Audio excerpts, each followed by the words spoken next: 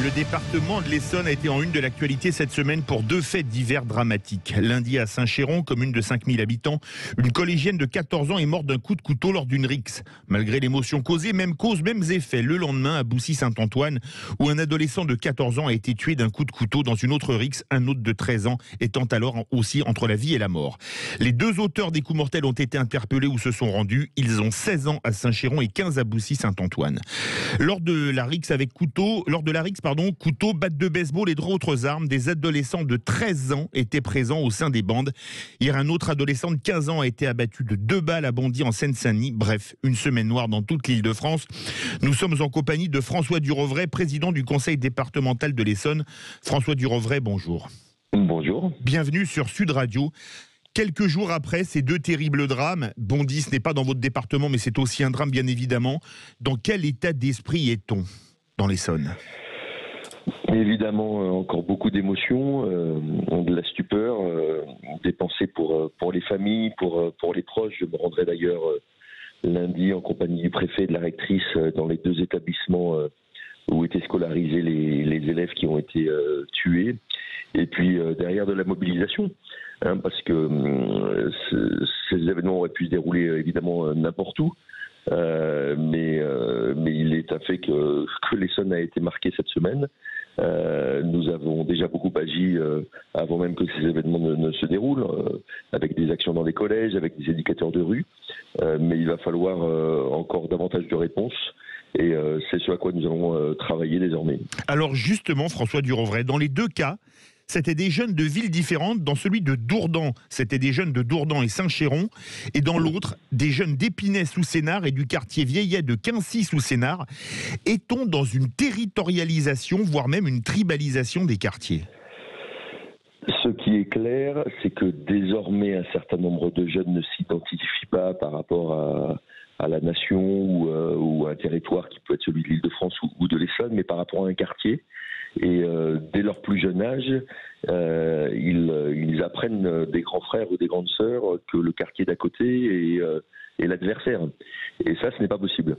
Ce n'est pas possible en République et nous devons agir. Il y a déjà des expériences qui sont conduites dans un certain nombre de territoires avec des systèmes qu'on appelle de busing, c'est-à-dire qu'on invite des élèves d'un certain quartier à être scolarisés dans le quartier d'à côté, tout simplement pour montrer que la différence, elle enrichit et que les personnes qui vivent à côté de chez nous sont des personnes tout à fait respectables avec lesquelles on peut s'amuser, grandir. Et ces expériences-là, il va falloir essayer de les développer, notamment peut-être en organisant des centres de loisirs communs, en organisant des rencontres entre des collèges. Ça fait partie des pistes sur lesquelles nous réfléchissons actuellement. Alors justement, François Durovray, on en a parlé à Boussy-Saint-Antoine. Ce sont les grands, ceux de 17-18 ans, qui ont envoyé les petits de 13-14 ans s'entretuer. Comment expliquer ce phénomène ? Franchement, on ne peut pas se l'expliquer. Et en tout cas, en tant qu'élu, au-delà des faits, il faut combattre. Il y a évidemment la place de la famille. Et il faut rappeler la responsabilité des parents. Lorsqu'on est parent, on a vis-à-vis de ses enfants un rôle premier à jouer pour éduquer, pour élever ses enfants. Et ça, personne ne pourra l'enlever. Il faut que la société rappelle à chaque parent sa responsabilité. Il y a évidemment les cadres, les services publics sociaux, d'éducation. Je vous le disais, nous agissons déjà beaucoup et nous sommes, je pense, le département d'Île-de-France qui fait le plus en la matière. Et puis après, il faut aussi des réponses pénales, enfin des réponses liées à l'autorité de l'État. Justement, est-ce que vous avez parlé des parents, mais est-ce que la justice fait son travail ? Mais le problème, effectivement, c'est que dans un département comme le mien, et c'est peut-être la raison pour laquelle ces événements se sont déroulés chez moi, c'est que nous souffrons d'un déficit d'effectifs de police et de justice qui est lié d'abord à une donnée historique, c'est que toujours nous avons été moins bien traités que Paris, et que d'autre part nous accueillons beaucoup plus d'habitants chaque année, et cette croissance démographique ne s'accompagne pas d'une croissance des effectifs des services publics. Et ça, c'est un vrai sujet, c'est que la justice dans mon département n'est pas plus laxiste qu'ailleurs. En revanche, elle dispose de beaucoup moins de moyens. Un ancien procureur me disait que sur 90 000 dépôts de plainte dans mon département, 25 000 étaient poursuivables et que 5 000 seulement étaient poursuivis. Ah oui, 20%. Ce qui signifie que la justice n'est pas la même partout dans le pays. Et ça, ce n'est pas acceptable. Ce sont des moyens qu'il faut déployer, qui ne sont pas d'ailleurs très importants.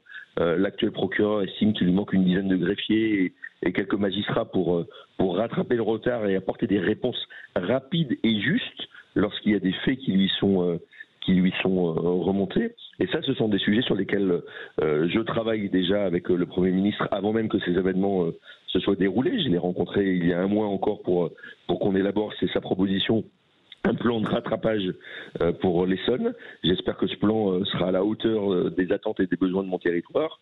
Nous allons le voir d'ici l'été prochain et j'espère surtout que dans la durée, l'État sera au rendez-vous de l'Essonne et au rendez-vous de tous ces territoires qui se développent et qui ont la chance d'avoir, et encore je voudrais insister, l'Essonne c'est un joli département, c'est la ville à la campagne, c'est beaucoup de belles écoles, de grandes écoles.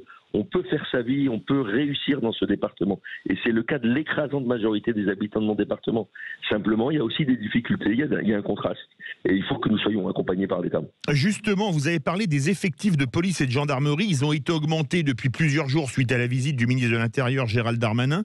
Est-ce que c'est facile à gérer, vous qui êtes président du conseil départemental de l'Essonne, un département coupé entre des zones police et des zones gendarmerie ?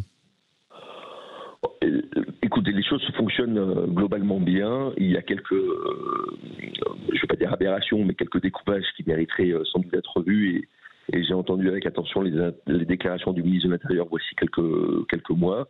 Mais ce n'est pas la difficulté aujourd'hui. Il y a un dialogue entre les différentes forces de l'ordre.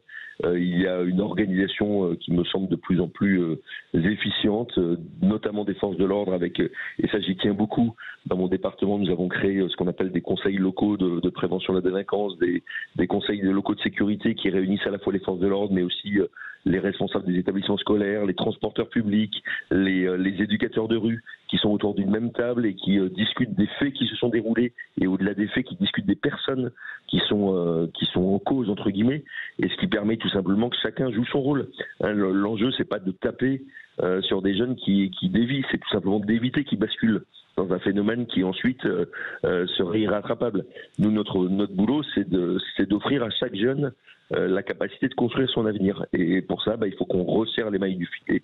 Je peux vous assurer que c'est une mobilisation de tous les instants et de tous les acteurs que j'ai cités tout à l'heure. Locaux. Merci beaucoup François Durovray. Je rappelle que vous êtes président du conseil départemental de l'Essonne, un département qui a été très durement frappé cette semaine avec la mort de 2 adolescents.